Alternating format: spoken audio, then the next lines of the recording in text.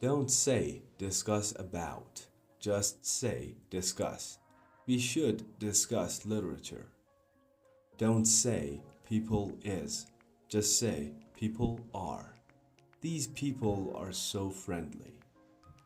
Don't say more tall. Use taller. She is taller than I am. Don't say at Friday. Say on Friday. I'm gonna be there on Friday. Don't say what time it is. Just say what time is it. What time is it? It's a quarter past by 7. Don't say, can you explain me the vocabulary? Say, can you explain the vocabulary to me? Guys, don't forget to subscribe to the channel for more daily lessons and contents. Don't say 5 days back, just say 5 days ago.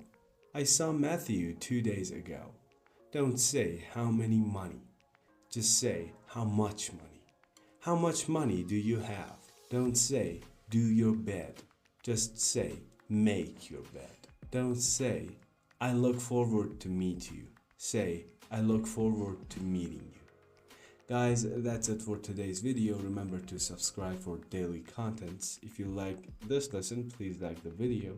You can also watch my prior contents from these links. I will see you tomorrow.